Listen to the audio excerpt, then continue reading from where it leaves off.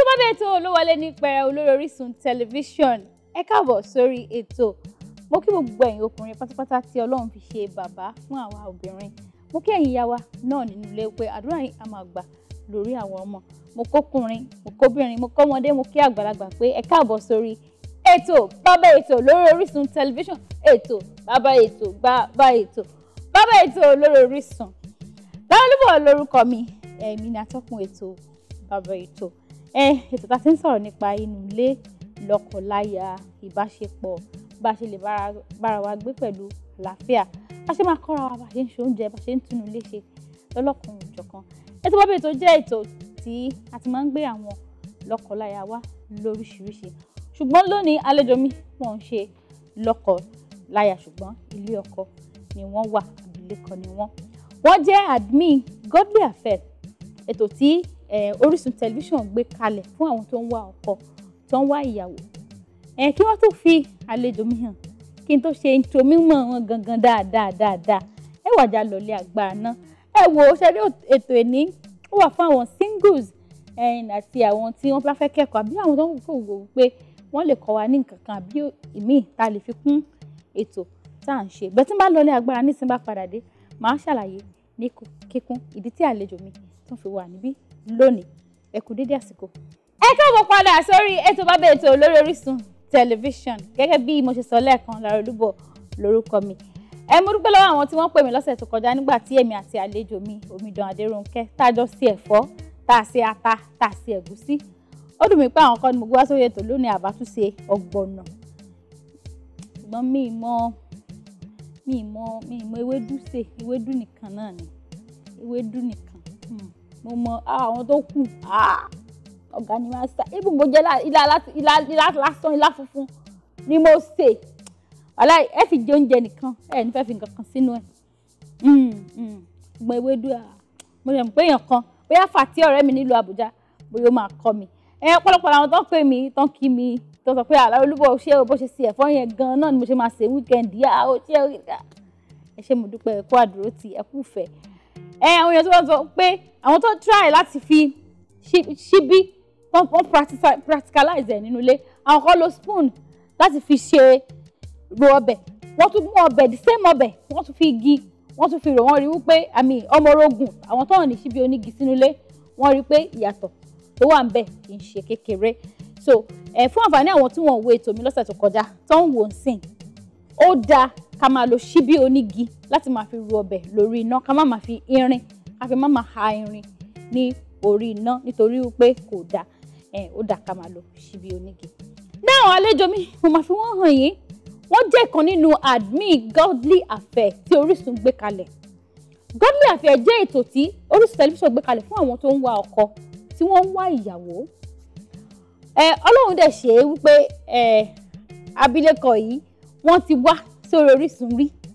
Nígbà náà lọ́hùn wọ́n wá ṣàlàyé pé nǹkan tó máa ń fà tí àwọn obìnrin tó fi máa ń ní ìdádúró tó fi ń tètè ní ọkọ.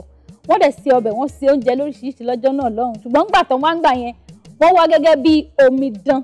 Ṣùgbọ́n mo dúpẹ́ lọ́wọ́ Ọlọ́run lónìí nítorí pé bọ́lọ́run ṣe ń pè é ló ń jẹ́, bó ṣe ń sọ ló ń fi ara ẹ̀ hàn. Wíwá tó wá lónìí wọ́n wá gẹ́gẹ́ bí abilékọ. Gbogbo ẹ̀yin tèmi nínú ilé, gbogbo ẹ̀yin olólùfẹ́ mi pátápátá. Admin mi nínú Godly Affair tí wọ́n sọ pé gbogbo ẹ̀yin tó bá wọ́kọ̀ tẹ́ wọ́n yàwó ìkan nínú wọn, àwọn ni àlejò mi lónìí, Mrs. Anthonia Olugbenga. Ìyá mi ẹ wá bá ń káwọn ará lé. Ẹ ṣé o atọ́kùn. Ẹ kúlé o ẹ̀yin ará lé, ṣé dáadáa ni mo bá yín? Mo tún padà wá bá yín láyọ̀ lálàáfíà. Bẹ́ẹ̀ni. Ṣé dáadáa ni? Ṣé gbogbo nǹkan ń lọ? Ẹ kú ìgbádùn ètò wa. Ẹ tún wà níbí náà lénìí. A ní ìgbàgbọ́ pé ẹ tún máa gbádùn gbogbo ètò wa, ẹ dẹ̀ máa rí ẹ̀kọ́ kọ́ lágbára ṣe Èdùmàrè. Ẹ ṣé ẹ kúlé o. Ẹ ṣeun ìyá wa. Ẹ dákun, báwo lẹ ṣe alábàápàdé Godly Affair? Godly Affair. Nígbà náà àti máa pè ní Godly Affair. Nígbà náà Godly Affair ò tí bẹ̀rẹ̀ rárá nígbà náà. Nígbà yẹn ni mo gbọ́ sí nígbà náà atọ́kùn Lara Olubo lórí Orísun. Bẹ́ẹ̀ ṣe ń wò wáyé náà ni mo ṣe ń wò wọn nílé níjọ́ náà. Ó tún pẹ́ bí some years back now. ni mo gbọ́ tán sọ wípé tẹ bá fẹ́ lọ́kọ tẹ bá fẹ́ láya mo sì ti ní ọ̀pọ̀lọpọ̀ experience tó jẹ́ wípé mo kàn ń wá ibi nǹkan tó máa jẹ́ bóyá tó máa gba gbogbo kinní yẹn kúrò lọ́kàn mi ibi tó máa múnú mi dùn mo ṣe rò pé ṣáà jẹ́ kí n po obìnrin yìí ṣáà at least kí n má tún rojọ́ díẹ̀ bóyá màá tún lè gbàgbé gbogbo nǹkan tó ti ṣẹlẹ̀ ni mo ṣe pé Lara Olubo nígbà náà lọ́hùn ṣùgbọ́n nígbà tí mo pè wọ́n ó dàbí pé bóyá abẹ ṣe ń wò mí náà ní kẹ̀kan pè wá bọ̀ ní wẹ́rẹ́wẹ́rẹ́wẹ́rẹ́ mo máa ń pè wọ́n àjọ máa ń sọ̀rọ̀ àjọ máa ń fọ̀rọ̀ jomitoro ọ̀rọ̀ pé kí ló ṣẹlẹ̀ báwo la ṣe fẹ́ ṣe báwo la ṣe fẹ́ ṣe bí ọ̀rọ̀ gọ́lì àfẹ́ ṣe wá nìyẹn. ẹ̀kọ́ àìgbàgbé. bẹ́ẹ̀ ni nígbà náà a pè ní gọ́lì àfẹ́ a pè ní ètò bàbá ètò lórí Orísun wọ́n ta fi ṣe tọ́pìkì ẹ̀ nìyẹn ṣùgbọ́n nígbà tó yá náà la tún padà jókòó la rí pé no ẹ jẹ́ ká ṣe báyìí ká pè ní gọ́lì àfẹ́ and reason tá a fi pè ní gọ́lì àfẹ́ ni wípé a fẹ́ àwọn tó jẹ́ wípé wọ́n mọ nǹkan tí wọ́n ń ṣe a dẹ̀ fẹ́ ṣe gbogbo ètò wa ní ìlànà Ọlọ́run òun la ṣe lọ wípé gọ́lì àfẹ́ gbogbo àfẹ́ gbogbo pé bá ṣe ń fi ọkọ tá a fi ń fún aya tá a ń fi Ọlọ́run ló ń ṣe gbogbo ẹ̀ kò ń ṣàwa because tí ò bá sọ́lọ́run nǹkan àwa ò lè ṣe anything òun la ṣe pè ní gọ́lì àfẹ́ bí gọ́lì àfẹ́ ṣe wá nìyẹn. tó bá ní kẹsàn ní mí ní méjì mẹ́ta mẹ́rin márùn-ún gọ́lì ètò bàbá ètò máa pé ọdún méjì ní June ọdún tá a wà yìí àìtí pé ọdún méjì so tá bá ní ká sọ pé ọdún kan àti oṣù mẹ́jọ ní ètò bàbá ètò ǹjẹ́ ẹ lè sọ oyè ìgbéyàwó tí gọ́lì àfẹ́ ti produce àti eléyìí ẹ máa háàdì àwọn tá a fẹ́ ṣe nínú ọdún yẹn máa háàdì ẹ̀ mọ́ tó ní mo mọ̀ pé a ní wedding méjì ní March mẹ́ta ǹjẹ́ ẹ lè ṣàlàyé àwọn àbí ẹ lè sọ oyè ìgbéyàwó tí Ọlọ́run ti ara Orísun àti gọ́lì àfẹ́ tọ́lọ́run ti bá wọn ṣe. mi ní lè kà o bẹ́ẹ̀ ni mi ní lè kà tí n bá ní kí n máa kà á kò lè mi lè rántí gbogbo ẹ̀ because àwọn míì wà tó jẹ́ pé wọ́n sí Nàìjíríà mọ́ wọ́n ti travel out. bẹ́ẹ̀ni. àwọn míì dẹ̀ wà tó jẹ́ pé wọ́n ṣì wà around náà àwọn míì ṣì máa ń pè wá wọ́n ṣì máa ń sọ fún wa ṣì máa ń béèrè àlàáfíà wọn báwo ni family wọn wọ́n pọ̀ ní jàǹtìrẹrẹ bẹ́ẹ̀ náà ni ní ọdún yìí Ọlọ́run tún ń ṣiṣẹ́ ẹ̀ lọ́wọ́lọ́wọ́ kò tí ì dáwọ́ iṣẹ́ ẹ̀ dúró ní March a ní ìyàwó mẹ́ta a ní ní March 18 bẹ́ẹ̀ ni March 18 méjìlá ní March 18 a dẹ̀ nìkan ní March 17 or so yes mẹ́ta la ní tó wà lọ́wọ́lọ́wọ́ yàtọ̀ sí àwọn tó ti ṣe in fact mo lè orúkọ oríṣiríṣi in fact mi lè máa dárúkọ wọn nítorí pé ara iṣẹ́ wa ni wípé ká bá wọn ṣe ní bòńkẹ́lẹ́ kò ń ṣe pé àwọn ayé máa gbọ́gbà tán bá ṣe wedding but kò ń ṣe pé ká máa dárúkọ lórí bí pé àwọn tá a ṣe ní tá a fi fún wọn ra wọn nìyí o no because I believe pé Ọlọ́run ló rán wa àwa dẹ̀ ń ṣe iṣẹ́ tọ́lọ́run rán wa kò sẹ́nibọ̀dì tó ń san sálárì fún wa bọ̀ ń ṣe la kàn ń ṣe nítorí pé I believe pé nǹkan tá a lè ṣe tá a lè fi ran àwọn ènìyàn lọ́wọ́ nìyẹn Ọlọ́run dẹ̀ ń bless wa Ọlọ́run ràn wá lọ́wọ́ dẹ̀ ń bùkún wa nípasẹ̀ gbogbo ilé tá à ń ṣe. ẹ ṣé mo dúpẹ́ mo máa ń sọ wípé gbogbo ẹni tó bá fẹ́ darapọ̀ pẹ̀lú gọ́lì àfẹ́ wọ́n máa ní láti san 3,000 naira owó registration kí nìdí tí ọ̀rọ̀ owó láti ṣe registration àbí tá a máa ń pè ní commitment fee báwo ló ṣe jẹyọ tó di wípé àwọn èèyàn tó wà nínú group yẹn wọ́n wà reduced from over 250 to 60 something ní ìsìn. nígbà tá a kọ́kọ́ bẹ̀rẹ̀. it's a long story gbogbo èèyàn ara lé. mi lè ṣàlàyé nígbà yẹn a ní up to like 500 members tó wà nínú gọ́lì àfẹ́ but nígbà yẹn oríṣiríṣi èèyàn oríṣiríṣi ìjà oríṣiríṣi wàhálà misunderstanding bẹ́ẹ̀ ni la máa ń rí ẹlòmíì kàn wá bẹ́ẹ̀ láti wá ṣèrànù ni ẹlòmíì ti níyàwó sílé ó fọmọ sílé ó kàn dé ó ní òun fẹ́ òun wọkọ òun wáyàwó bóyá àgbèrè ló wá ṣe ń bẹ̀ wọn kò sí bá ṣe fẹ́ mọ̀ torí pé àṣẹ̀ṣẹ̀ bẹ̀rẹ̀ ni nígbà yẹn àṣẹ̀fẹ́ ran àwọn èèyàn lọ́wọ́ nígbà yẹn wọ́n pọ̀ gan nígbà tí wàhálà ẹ̀ pọ̀ púpọ̀ fún wa la ṣe determine pé káwọn èèyàn níbi commitment tó bá fẹ́ join godly affair wà ní commitment tí wàá ṣe at least tó bá mọ̀ pé bóyá bíi 2,000 1,000 yẹn wà níbì kan wàá ra máa guide ẹ̀ jealously. And meanwhile eléyìí ràn wá lọ́wọ́ gidi gan nítorí pé wọ́n reduce drastically. And àwọn oníranù wọ́n sá lọ. bẹ́ẹ̀ ni gbogbo wọn in fact wọn àgbúrò wọn mọ́ rárá. bẹ́ẹ̀ ni ìdí tá a fi sọ yìí pé kó máa san owó registration yìí.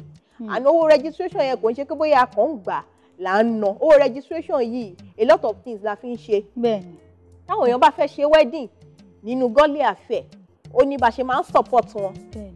táwọn èèyàn bá fẹ́ bóyá tá a bá ní seminar ó ní bá ṣe máa ń support wọn nínú owó yìí náà ni. àti calls a máa ń ṣe ẹlòmíì tí ó bá sí ni tí ó tá a gbúrò ẹ for a very long time á pè é wọ́n a máa ra data lóríṣiríṣi lórí godly affair. ọ̀pọ̀lọpọ̀ ń wò pé nà láì irọ́ náà ń pa eré náà ń ṣe ń bẹ̀ ṣùgbọ́n àwọn tó wà nú ẹ̀ náà mọ̀ wípé na true ni. Now bí wọ́n bá fẹ́ wọnú godly affair kí ni àwọn nǹkan gangan ìgbésẹ̀ tó yẹ kéèyàn gbé kó tó di pé ó jẹ́ ó wọnú godly affair?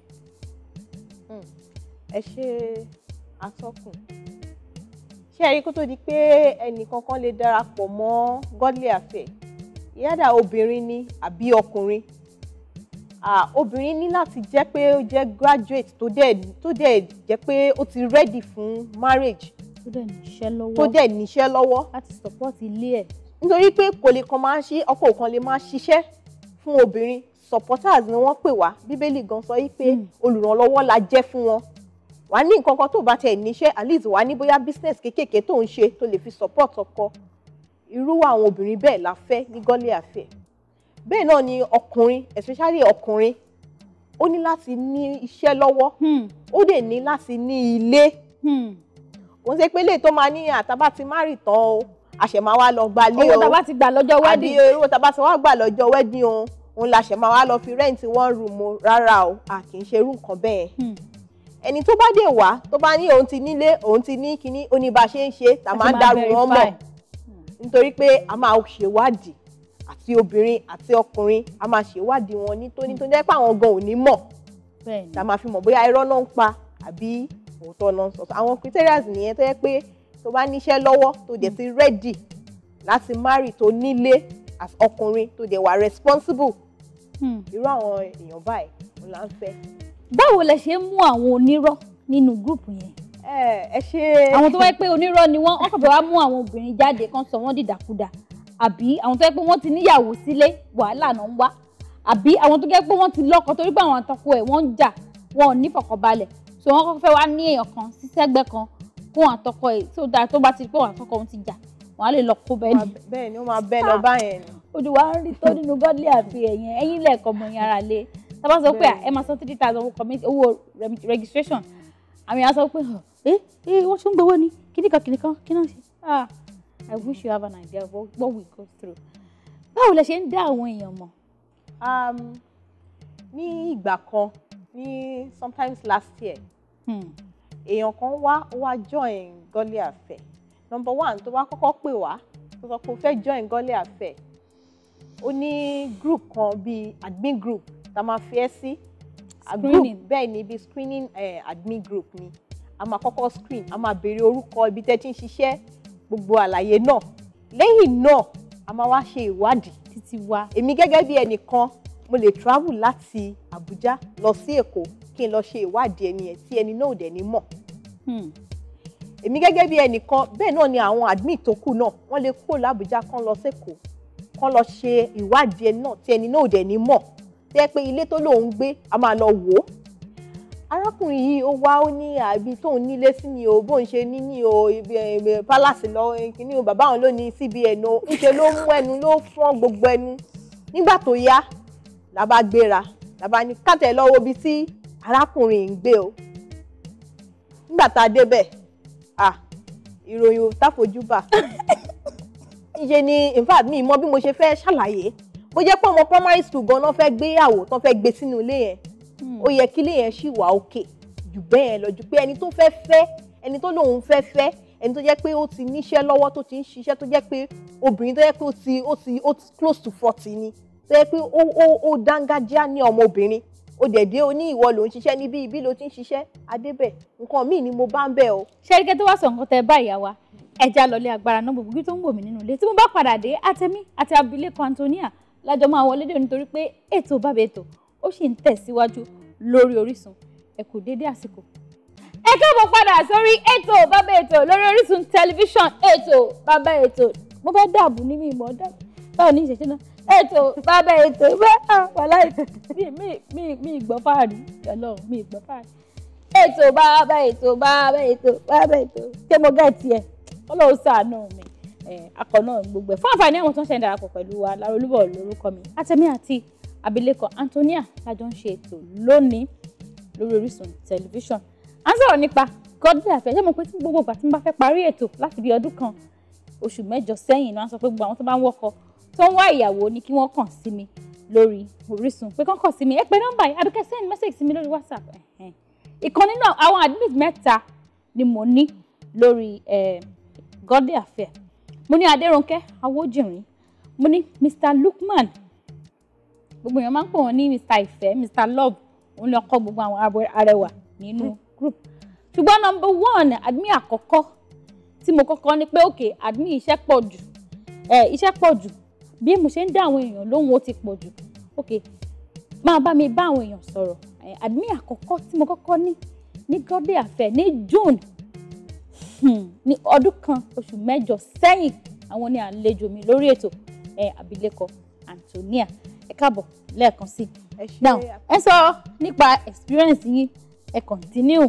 bẹ́ẹ̀ni bí mo ṣe ń sọ lọ lẹ́ẹ̀kan pé nígbà tá a débẹ̀ tá a rí ilé náà kò bójúmu rárá nǹkan tó ń sọ fún wa nǹkan tá a bá ń bẹ̀ kọ́ nìyẹn.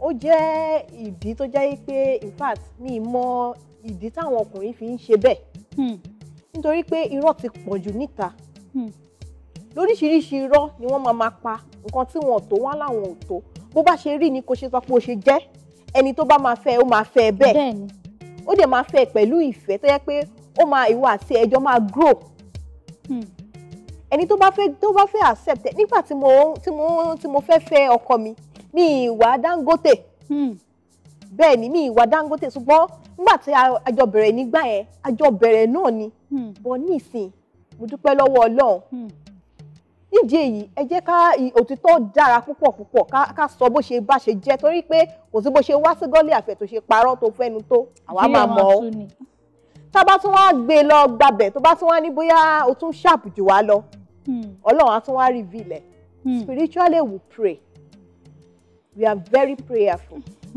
tá bá tún gbàdúrà tọ́lọ́run bá fi ẹlòmíì hàn mí báyìí èmi àti ìjẹlẹmí àtàtọkùn la máa bẹ̀rẹ̀ sí ní jà lórí ẹni yẹn máa sọ fún pé ẹni yìí irọ́ o ẹ̀mí mi sọ fún mi pé báyìí ni nígbẹ̀yìn náà àdè máa rí pé bẹ́ẹ̀ náà ni torí pé Ọlọ́run ò kì í parọ́. mo dúpẹ́ lọ́wọ́ Ọlọ́run gbogbo tó ń wò mí nínú ilé mo dúpẹ́ lọ́wọ́ Ọlọ́run pé Ọlọ́run ò jẹ́ kí n jẹ̀bi.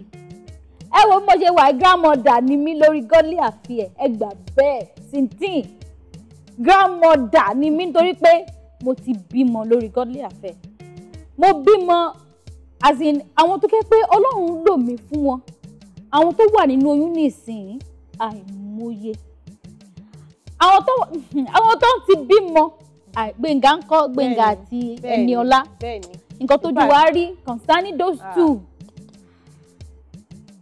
èso díẹ̀ fáwọn ará lé. àwọn wọ̀nyẹn náà wọ́n bẹ̀rẹ̀ bí wọ́n ṣe bẹ̀rẹ̀ nígbà míì lè ṣàlàyé ìyà jẹ mí gan lórí àwọn pípọ̀ wọ̀nyí but mo fi gbogbo ẹ̀ fọ́lọ́run torí pé mo ṣe sọ lákọ̀ọ́kọ́ pé Ọlọ́run ló rán wa níṣẹ́ a dẹ̀ ní láti gbà bẹ́ẹ̀ mo dúpẹ́ lọ́wọ́ Ọlọ́run yìí pé Ọlọ́run ràn wá lọ́wọ́ láti ṣe bẹ́ẹ̀.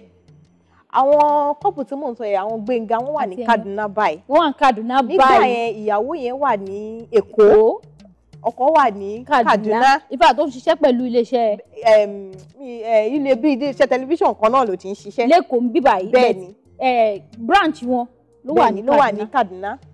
nígbà náà ìjà yìí pọ̀ gidi gan ṣùgbọ́n mo ní lélẹ́yìí o àtijọ́ kẹsẹ̀ sí àjọ máa rí parí ẹ̀ ní múdẹ dúpẹ́. kí ló fa ìjà yẹn? nígbà náà obìnrin yẹn èyí tó jẹ́ ìyàwó nísìn ó ti bímọ báyìí o wọ́n ti bóyá ọmọ wa ti jó bíi 6 months now. bẹ́ẹ̀ni. nígbà yẹn ó rẹ̀ bó ti fẹ́yàn kan rí tí ó jẹ́ pé kò fẹ́ ẹni náà ò fẹ́ jẹ́ kó lọ kò dẹ̀ fẹ́ fi ilẹ̀ kò dẹ̀ fẹ́ fẹ́ ẹ̀yin ti tún rí ọkùnrin yẹn rí ọkùnrin kan náà tún nìyẹn o. O ò fẹ́ fẹ́ obìnrin. Wọn ò fẹ́ fẹ́. O ò dẹ̀ fẹ́ fi ilẹ̀. Ọ̀ kó lọ. O ò dẹ̀ fẹ́ kó fẹ́ lòmíì. Ìyẹn dẹ̀ lóun fẹ́ má rí o dẹ̀ fẹ́ kó fẹ́ lòmíì ló dìjà. Níṣẹ́ náà wọ́n ṣe ń pè mí tán bú mi. Bẹ́ẹ̀ náà ń pe atọ́kùn bẹ́ẹ̀ náà ló ń bú everybody. Mo ṣáà ní léléyìí o ti ṣe léè tán. Ọlọ́run ràn wá lọ́wọ́ nítorí pé ọkùnrin náà ó jẹ́ ènìyàn tó jẹ́ pé ó serious. Ó dẹ̀ jẹ́ olóòótọ́ ènìyàn. Gbogbo bóyá sọ bẹ́ẹ̀ la ṣe bá ń bẹ̀ pátápátá gbogbo bóyá sọ fún òun ṣe jẹ́. Akọ́kùn ó fi ìlú Àbújá lẹ̀. Bó ṣe ṣe nìyẹn. Ó lọ Kaduna ó lọ ṣe investigation nípa bọ̀bọ̀ yìí without him knowing òun fúnra rẹ̀ ò mọ̀ wípé atọ́kùn wá sí Kaduna denele ní Gbẹ́ngà tó bá ń wò mí lẹ́ni máa gbọ́ mo sọ fún ìgbà àkọ́kọ́ for you to know Anthonia fi Àbújá lẹ̀ ó wá sí Kaduna láti wá ṣe investigation bóyá lóòótọ́ ló ń ṣiṣẹ́ níbi tó ti ń ṣiṣẹ́ nítorí pé àgbà bẹ́ẹ̀ la ṣe gbà kí àlejò mi àti Ẹniọlá kí wọ́n fẹ́ra wọn. Now Ẹniọlá náà a gbìyànjú lé lórí a gbìyànjú ṣùgbọ́n a dúpẹ́ lọ́wọ́ Ọlọ́run lónìí nítorí pé lórí Godly Affair a máa ń protect àwọn ní orí Godly Affair a máa ń pè gbogbo àwọn obìnrin tó wà bẹ́ẹ̀ ní arẹwà òbúrẹ́wà o òbúrẹ́wà o ó sanra o ó lẹ̀pa o arẹwà náà ni àdẹ kí n pera wa lórúkọ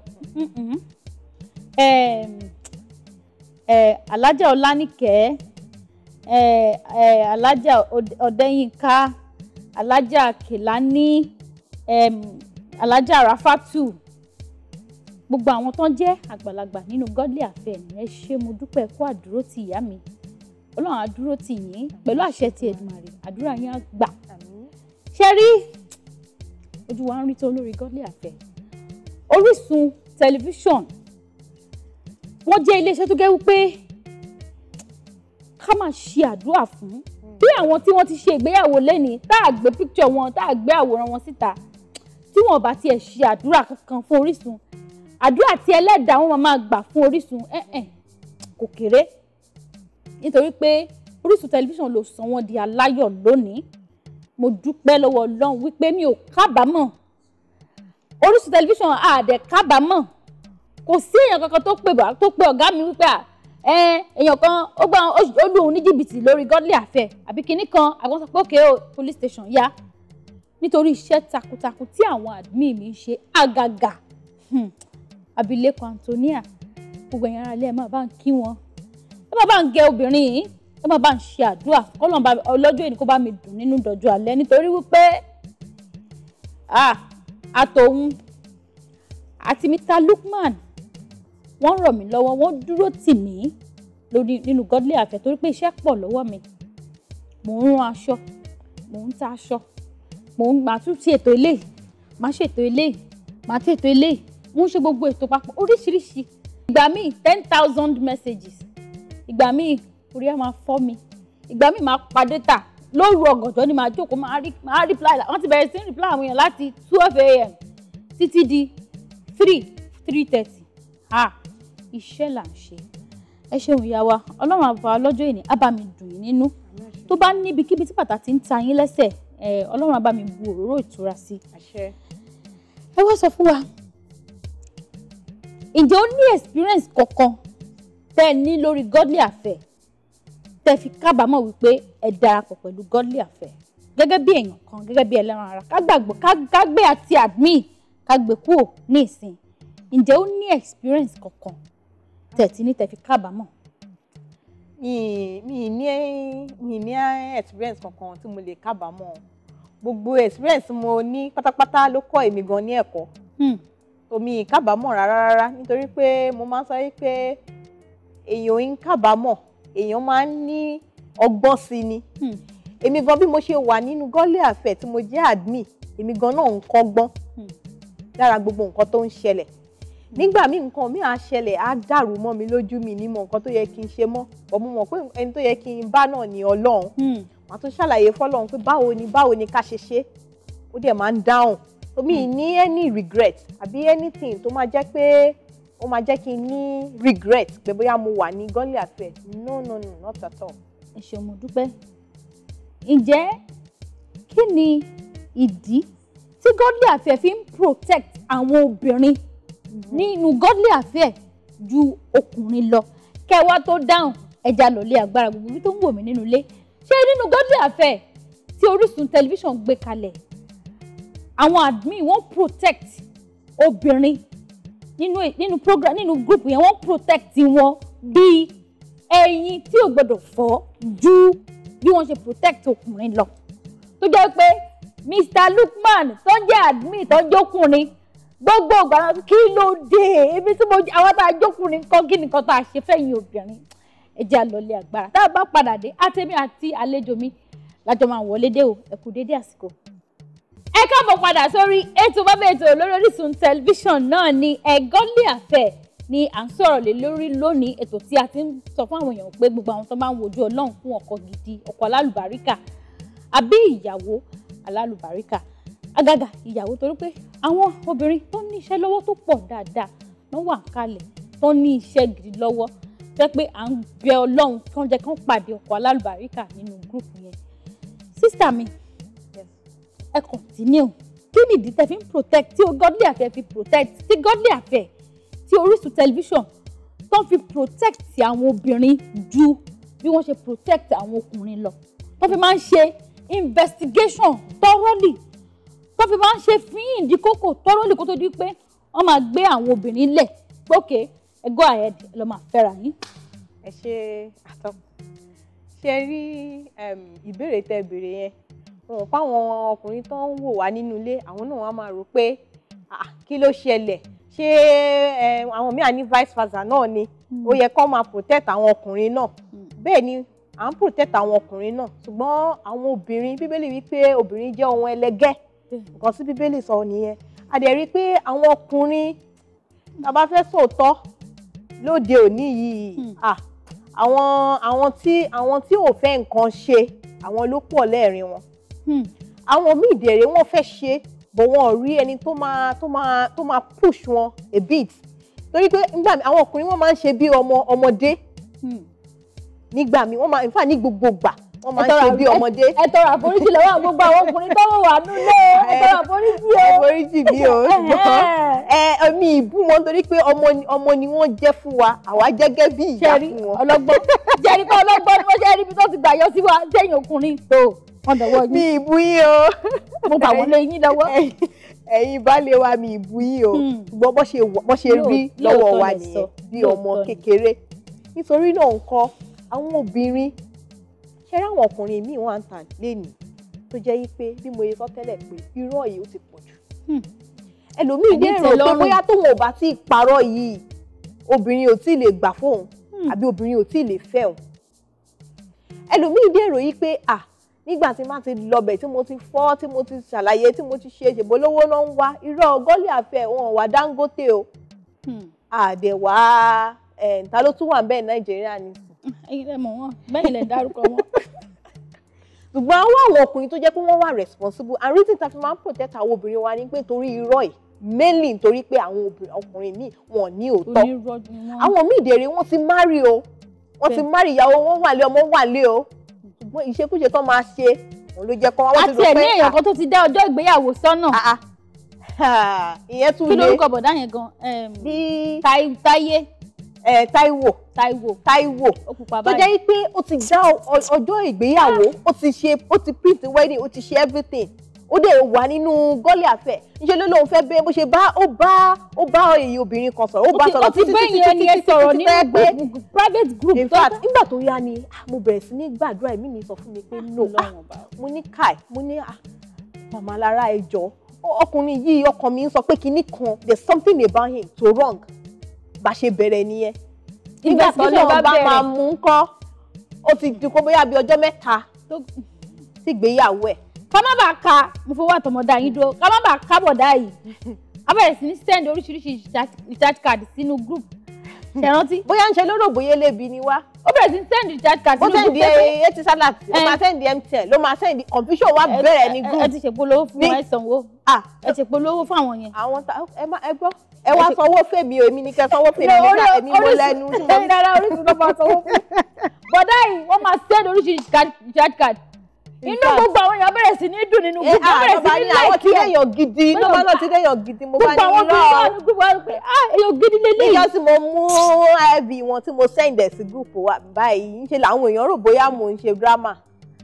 gbogbo ọ̀pọ̀lọpọ̀ àwọn èèyàn bẹ̀rẹ̀ sí ní pè mí pé kí ni ìtumọ̀ ilé kí ni mo ní ẹni tẹ́ ẹ̀ tó ń send àwọn káàdì yìí wẹ́ẹ̀dì ẹ̀ ọ̀túnla ni o ẹni tó bá ti lọ sọ̀rọ̀ fún bí tó ti lọ parọ́ nítorí náà la ṣe a ní rules nínú gọ́ọ̀mì àfẹ́ regulation a sì máa débi rules yẹn tẹ́ máa sọ. ẹni tó bá dẹ̀ ti rò pé bóyá òun mọ̀ jù àwa náà ò mọ̀ jù gẹ́gẹ́ bí èmi ọmọdé ni mí àwọn tó jù mí lọ dáadáa wọ́n wà níbẹ̀ ṣùgbọ́n torí pé Ọlọ́run fún mi ní ọgbọ́n tá a ṣe ń tó pẹ̀lú àwọn admin tó kù wọn la ṣe fi pé no a lè agree káwọn ọkùnrin wá kọ́ máa pa nítorí pé àwọn ni Ọlọ́run fi ṣe olórí ṣùgbọ́n wọn ò fẹ́ jẹ́ orí mọ́ nísìn wọ́n ti ń dìrù àwọn òde fẹ́rú ọkùnrin bẹ́ẹ̀ àwọn tó jẹ́ bí tó fẹ́ ṣe bí olórí bí ó wà nínú Quran ó dẹ̀ wà nínú Bíbélì nínú gọ́lẹ̀ àfẹ́kọ̀ọ́ àti Muslim o àti Christian o gbogbo wa la wà ń bẹ̀ láti jẹ́ bí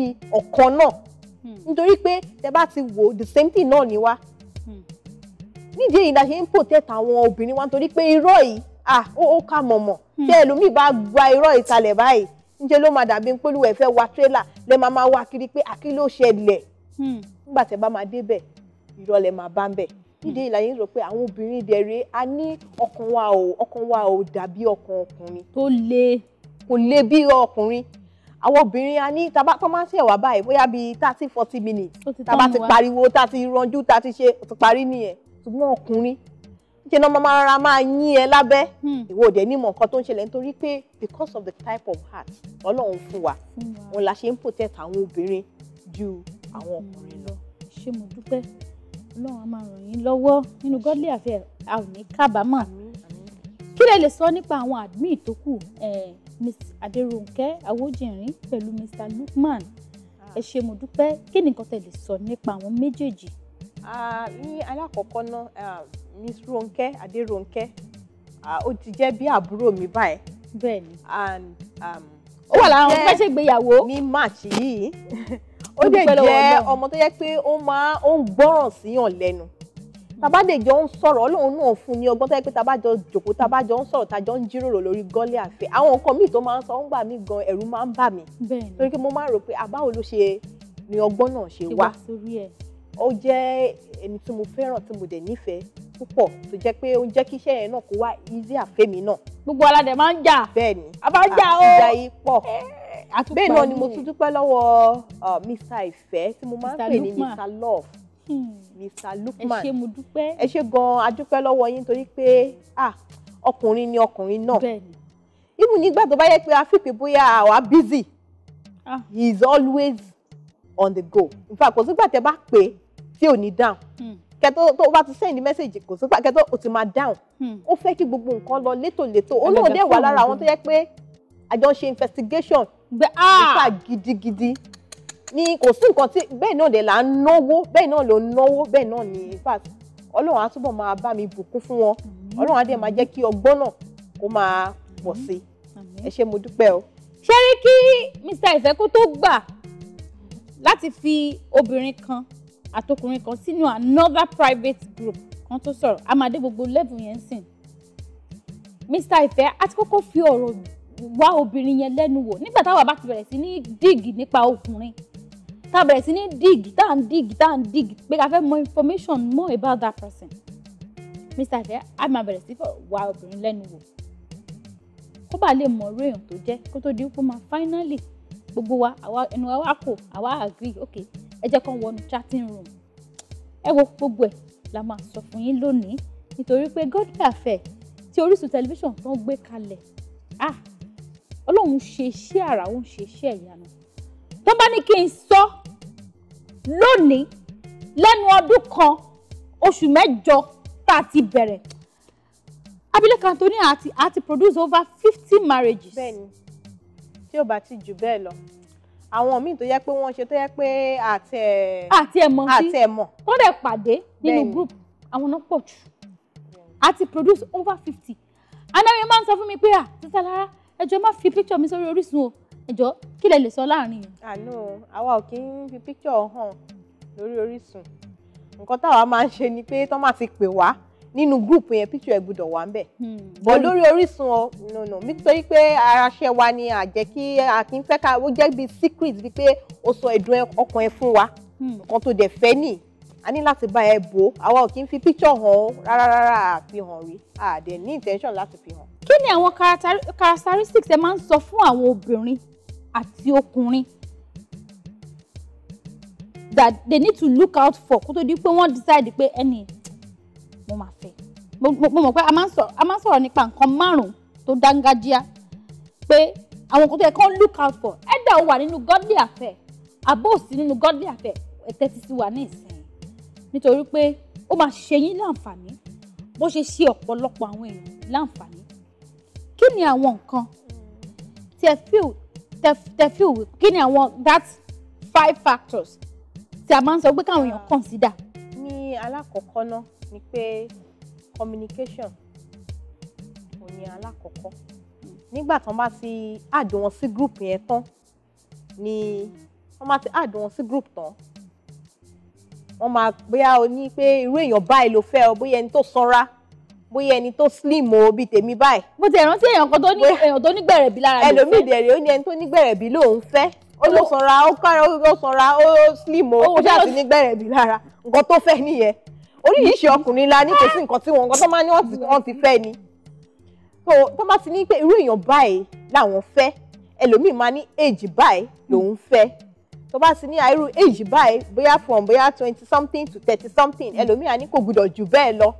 Ẹlòmíì á ní ọkùnrin tó ga ọkùnrin tó ẹlòmíì gan tún sọ torí pé ó tún sọ ẹlòmíì tún máa sọ tribe. Á ní irú tribe báyìí lòun fẹ́ nítorí tóun bá gbé délé àwọn òbí òun ò ní gbà. Tó bá ti wo gbogbo ilé àdè máa wo ẹni tó ní irú bíi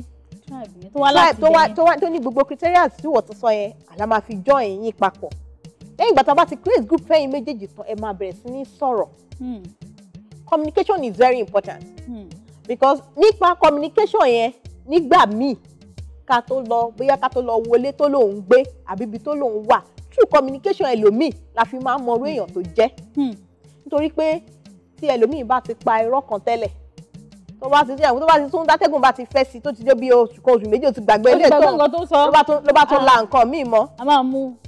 Míwà eléyìí tó ti kọ́kọ́ sọ ti wà lọ́wọ́ wa la máa ní arákùnrin báyìí ló sọ lálákọ̀ọ́kọ́ ó ṣe tún wá jẹ́ pé báyìí tún ni nísìn bí tí àṣírí ti máa tú nìyẹn. So ní firstly ni pé communication wọ́n ní láti máa bára wọn sọ̀rọ̀ kọ́ mọra wọn báyìí ni mo ṣe jẹ́ o bí báyìí ni mo ti wá báyìí la ṣe jẹ́ ní family wa nǹkan tá à ń ṣe nìyí o bá ṣe ń ṣe ní o bí mo ṣe ń jẹun nìyí nǹkan tí mo fẹ́ kí n máa wọ̀ ní bí mo ṣe fẹ́ kó ṣe máa wọṣọ ní bí mo ṣe fẹ́ ṣé wọ́n lè wọ̀ bẹ́ẹ̀ mi lè wọ̀ bẹ́ẹ̀ bí mo ṣe ń gbàdúrà lélẹ́yìí o ṣé wọ́n lè gbà bẹ́ẹ̀ wọ́n á mọra wọn ná. Ẹ bá ń dánu dúró ẹ jẹ́ àlọ́lé àgbà ná bá a bá padà dé àtẹ̀mí àtàlejò mi lájọ máa wọlé dé o nítorí pé godly affair lórí Orísun ó sì ń tẹ̀ síwájú ẹ kú dédé àsìkò. Ẹ káàbọ̀ padà sórí bàbá ètò lórí Orísun ẹ má wọrí mi ní dáàbò mọ́ torí kí n má lọ fọ́ hand ara mi. Ẹ̀yin tèmi nínú ilé fún àǹfààní àwọn tí wọ́n ṣẹ̀ darapọ̀ pẹ̀lú mi abilékọ Anthonia ní àlejò mi lórí ètò lónìí à ń sọ̀rọ̀ nípa godly affair ètò tí Orísun tẹlifíṣàn gbé kalẹ̀ fún àwọn tí wọ́n ń wá ọkọ tí wọ́n dẹ̀ tún wá ìyàwó tí Ọlọ́run dẹ̀ ti lò wá fún àìmọye àwọn ènìyàn. À ń sọ nípa prógráàmù yìí so that kó bá lè rọ gbogbo èèyàn lọ́rùn nítorí àwọn tó máa ń pè wọ́n máa béèrè questions eléyìí á lè ràn yín lọ́wọ́. Kí ni ẹ ti sọ̀rọ̀ nípa communication pé ó ṣe kókó fún gbogbo everybody torí ọ̀pọ̀lọpọ̀ marriage tó ń break lénìí wọn ò ní enough communication ni tó bá ní enough communication gbéyàwó wọn ò ní dàrú kó wọ́n àjọjọ sọ̀rọ̀ wàá sọ tiẹ̀ máa sọ tèmi àjọjọ misunderstanding àjọ jà dáadáa kì í ṣe pé ká jà ká nọra wa o àti mi ìfẹ́ bẹ́ẹ̀ náà mo fẹ́ bẹ́ẹ̀ tó bá yà á dé àárín kan á gbà bẹ́ẹ̀ fúnra wa. Ọ̀pọ̀lọpọ̀ ni ó mọ̀ pé communication goes a long way nínú relationship. Now tá bá mú communication kúrò kí ni kejì? Àdúrà ni prayer. Kí ni tàdúrà ṣe jẹ́ nínú ọ̀rọ̀ yìí? Bóyá o wà nínú godly affair àbí bóyá o ò sí nínú godly affair èmi gẹ́gẹ́ bí ẹnìkan àwọn ìgbésẹ̀ tèmi gbé nìyẹn kó tó di pé mi ṣe ìgbéyàwó tèmi. Àwọn míì dẹ̀rẹ̀ tó ti gbé ìgbésẹ̀ yẹn tó ti ṣiṣẹ́ fún wọn àwọn náà wá ń testify pé nǹkan táwọn rí kọ́ lélẹ̀. Prayer ni pé a ní láti gbàdúrà ká béèrè lọ́wọ́ Ọlọ́run pé Ọlọ́run ǹjẹ́ ẹni báyìí ló fẹ́ kí n lọ. Nípa ti prayer kò ń ṣe pé bóyá ká máa rìn kiri o, ká máa wá ládùúrà kan kiri níbì kan o, rárá o. Ekun wa méjèèjì tó bá ti wà nílẹ̀ ta sọ̀rọ̀ fọ́, kò síbi tá ti sọ̀rọ̀ fọ́lọ́run tọ́lọ́run ò lè gbọ́. Ó ti ní ká béèrè pé òun á dẹ̀ dá wa lóhùn. Tẹ́ bá ti béèrè, ẹ lè fast, ẹ lè yọ fast, o lè ṣe tiẹ̀ personally. Tó bá ti fast kó béèrè, kò ní conviction lọ́dọ̀ Ọlọ́run pé ẹni báyìí ṣe báyìí lọ́lọ́run ṣé kí n go ahead. Tẹ́ bá dẹ̀ ti jọ gbàdúrà, ẹ máa gbàdúrà yín lọ́tọ̀ọ̀tọ̀ ni o. Dẹ̀dẹ̀ máa sọ pé Ọlọ́run sọ fún mi pé bẹ́ẹ̀ ni o. Tẹ́lẹ̀ bá dẹ̀dẹ̀ tó ní Ọlọ́run sọ fún mi pé bẹ́ẹ̀ kọ́. Ṣé rí pé spirit yẹn ò papọ̀, Ọlọ́run ò dẹ̀ kí ń parọ́. Bẹ́ẹ̀ni. Ẹ̀mí Ọlọ́run ẹyọ kan ni. Ẹyọ kan ṣoṣo. Bẹ́ẹ̀ lọ kútú wejì tẹ́ lọ béèrè, the same thing náà ló máa sọ. Bẹ́ẹ̀ lè kó tẹ́ lọ béèrè, the same thing náà. Tó bá ṣe wá tó bá ṣe ní no, nílédè tó ní yes, kò papọ̀ nìyẹn. Number 3. Number 3 ni medical. Kí ni medical ní ṣe pẹ̀lú nǹkan táwọn wí? Medical ní ṣe, ó sì ń fa ó ní nǹkan ńlá ló ní ṣe nínú ìgbéyàwó. Nítorí pé ẹlòmíì gan mọ̀ yìí pé òun ní irú àìsàn báyìí. Kò sí ní ara irọ́ tá à ń sọ yìí náà ni. Ara irọ́ dẹ̀ ni. Ló máa dé ló máa larọ́ ìmọ́lẹ̀ ló máa ní báyìí kọ́ báyìí. Nígbà tá a bá dé, àní dókítà ò ní parọ́. Tó bá dẹ̀ ṣe tó ṣe tiẹ̀ tó náà ṣe lọ́tọ̀, a máa tó lọ confirm. Kò ṣe pé bóyá wàá dé wàá kàn lọ gba report kan bí kan. Òun á ní bẹ́ẹ̀ ló ṣe rí. Medical la ṣe máa mọ̀ bóyá blood ẹwà compatible nítorí pé ọmọ tẹ máa bí àfẹ́ ọmọ tó máa fún yín ní wàhálà. Nídìí èyí ìdájọ́ sọ yìí pé kẹ́ lọ ṣe medical náà before we now proceed. Ẹ máa gba medical report, ẹ máa fi hàn wá o. Àdè máa investigate hospital tẹ́tí lọ ṣe é. Ẹ bá wòye ẹ máa lọ gbà wá láti kò síbi ẹ bẹ lọ gbà láti lóyìnbó. Èèyàn wá wà ń bẹ̀, a máa ní kó bá wa confirm bóyá lóòótọ́ ni. Mo ní visa. A máa wò ó pé bóyá ẹni yẹn kò ní hepatitis B àbí kò ní HIV àbí kò ní àrùn kankan blood group lára. A máa wo blood group pé AA àbí AS àbí a máa wo gbogbo àwọn nǹkan báyìí, a máa consider gbogbo ẹ̀ dáadáa, a máa wo fínífíní ká make sure wípé lóòótọ́ okay o medically wọ́n wà compatible, prayerly wọ́n wà compatible, communication wọ́n wà compatible. Ó kù nǹkan méjì tí a máa ń sọ pé káwọn èèyàn consider. Kí ni arẹwà mi? Ẹ ṣe lẹ́yìn tí a bá ti gbàdúrà tán tí Ọlọ́run dẹ̀ ti sọ pé ká go ahead. Ó ní physical appearance. Kí ni physical appearance ní í ṣe pẹ̀lú ọ̀rọ̀ tó wà nílẹ̀ yìí? Ẹ̀yin náà ẹ wò ó. Nígbà táwọn dádì rí yín, ṣé ń ṣe nọ́kàn dédé, ṣé fóònù wọn gbé lọlé ni àbí picture náà yín pọ̀. Wọ́n gbé lọlé. Wàhálà yín pọ̀. On a normal day tó yẹ pé bóyá kò ń ṣe pé nítorí pé gọ́lé àfẹ́. Nǹkan tí ọkùnrin máa ń kọ́kọ́ ń rí lára obìnrin ni physical appearance. Nígbà náà o tẹ̀ tí mo rú ìwà tó ní o. Ṣe rí pé tiwa ó yàtọ̀. Àwa lọ gbé látẹ̀yìn. Àtọ́ wa gbé wá wájú. Nígbà tó ń sin ríra ẹlòmíì picture ló fi máa ń fẹ́ yàn. Tó bá dẹ̀ ríra tó lè jẹ́ ẹni tó jẹ́ pé kò wà right ni. Irọ́ mi ò fẹ́ léyìí o. Ṣé ó dìjọ wedding kan tó ríra ni rárá o. Láyé sọ pé physical appearance wọ́n máa ríra wọn náà. Bẹ́ẹ̀ ni ẹ̀dẹ̀ máa pàdé níbi tó yẹ pé admin kan máa wà ń bẹ̀. Bẹ́ẹ̀ni. Kò ṣe pé máa lọ pàdé ní. Ọ̀pọ̀lọpọ̀ wọn mú tẹ̀lé débẹ̀. Ìfá shop right ni ló ń ṣàánú mi. Kò ṣe pé wọ́n máa lọ pàdé l'Àbújá, àwọn kan máa wá pàdé ní Èkó lẹ́ máa ní àti dídá irọ́ èèyàn kan máa wà ń bẹ̀ lára àwọn admin tó yẹ pé ó máa lè rí pé yes lóòótọ́ mo rí ẹni báyìí, wọ́n ríra wọn, wọ́n dẹ̀ like ara wọn.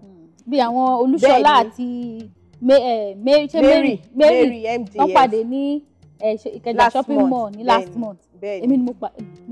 Kíyàwó kó tó di pé ó pàdé ọkọ. Èmi mo kọ́kọ́ lọ, mo ní ìyàwó bó ló wà, ó ní mo ti wà níwájú bí báyìí mà, ó yá dúró síbẹ̀, mo ń bọ̀. Ọkọ ìyàwó dúró síbí. Bá kọ́kọ́ mú ìyàwó, bá kọ́kọ́ lọ bá. Lákọ́kọ́ bẹ̀rẹ̀ ẹjọ́ yìí. Ànígbà kókó nìyẹn tèmi àti arẹwà yìí máa pàdé face to face because a ti ń sọ̀rọ̀ dáadáa lórí WhatsApp, a ti sọ̀rọ̀ lórí fóònù kó tó pọ́n darapọ̀ pẹ̀lú wa. Mo bá wọn sọ̀rọ̀ wá nǹkan báyìí. Ó gbọ́dọ̀ gbà pé ó bẹ ní ìbáṣepọ̀ tá à ń wí ni ìbáṣepọ̀ tó wà láàrin lọ́kọ àti ìyàwó lẹ́yìn ilẹ̀kùn. Kò sí yẹn o, kò tí ì sí yẹn o. Make sure pé he put a rings on. Kò mọ̀ wípé nǹkan báyìí. So I protect obìnrin, mo bá sọ̀rọ̀ dáadáa.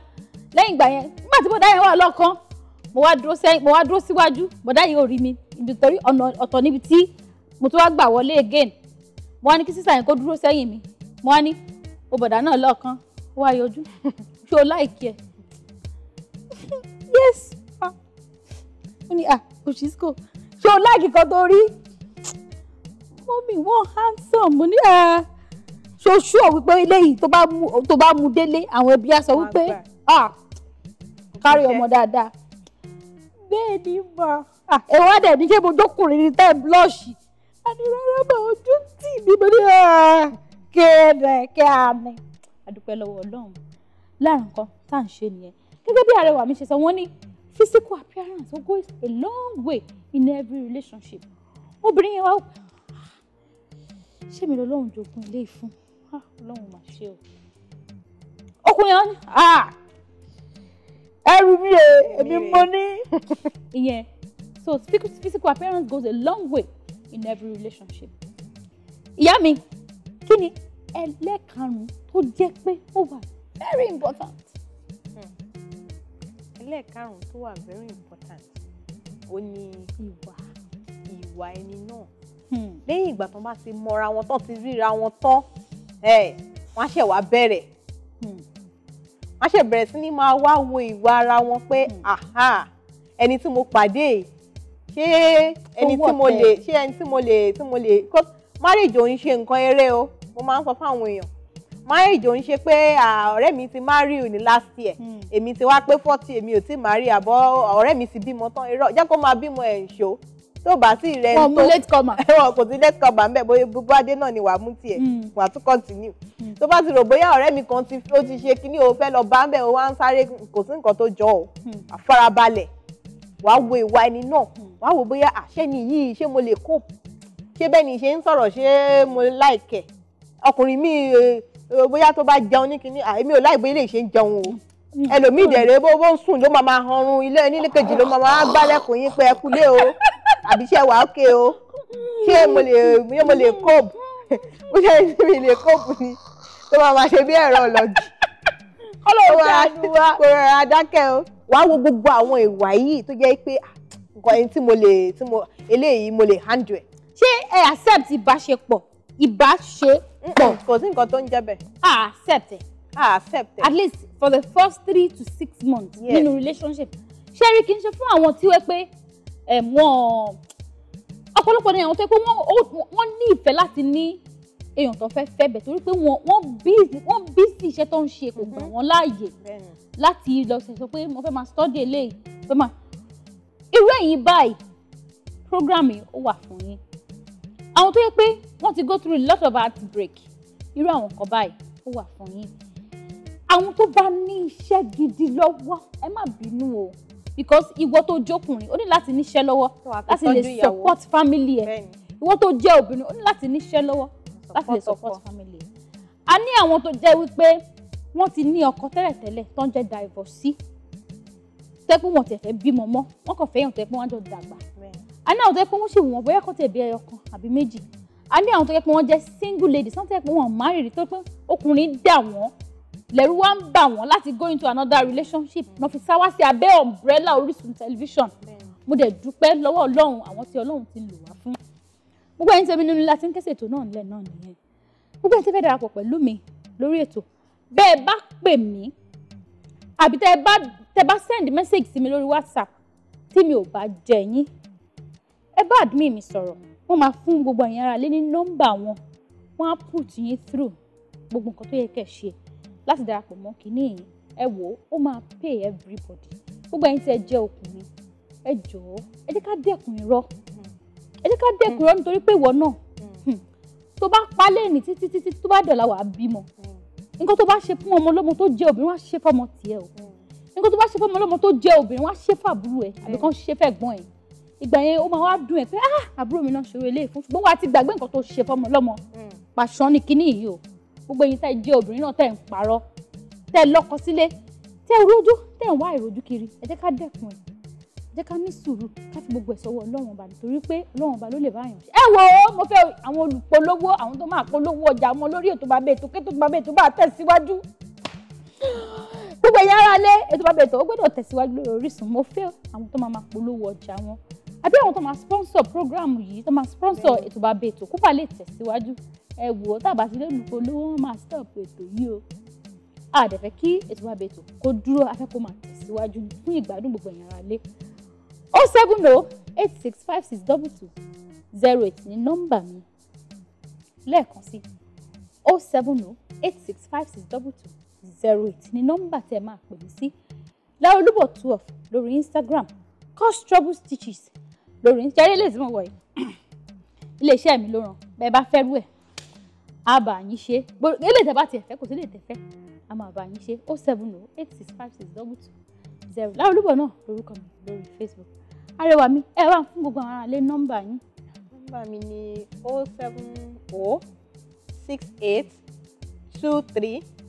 07068236286 lẹ́ẹ̀kan sí òdo Ẹ dákẹ́ sọ dáadáa jàre. òdo ẹ̀fà ẹ̀jọ èjì ẹ̀ta lójúkùnà ẹ̀fà ẹ má bínú 07068236286. Òun lẹ́sìn gbẹ̀yìn lẹ́nu arẹwà mi admin mi Mr. Lukman ẹ ṣé mo dúpẹ́. God bless you, God bless you. Adérónkẹ́ mi God bless you too. Gbogbo ẹ̀yin tèmi nínú ilé ká wá fi pàdé lọ́sẹ̀ tó ń bọ̀. Orí yín ò ní gbàbọ̀dẹ̀, orí tèmi ò ní gbàbọ̀dẹ̀, orí gbogbo wa pátápátá ò ní gbàbọ̀dẹ̀. Ẹ má gbàgbé o, ẹ má bá mi ṣe àdúrà fún Orísun tẹlifíṣàn kí àdúrà gbogbo wa kó gbà nínú ọdún yìí, ká tẹ̀síwájú, ká bóde pàdé, ká má tọrọ jẹ, ká má lọ síwájú kíṣẹ́ wa kó tó wàá jẹ. Àṣírí wa ò ní tú o nítorí pé àṣírí bíbò òun ló ga jù. Àṣírí wa ò ní tú pẹ̀lú àṣírí. Ká fi pàdé lọ́sẹ̀ tó ń bọ̀. Èmi ọmọ yín ọ̀rẹ́ yín olólùfẹ́ yín ló ń kí yín pé ó dàbọ̀.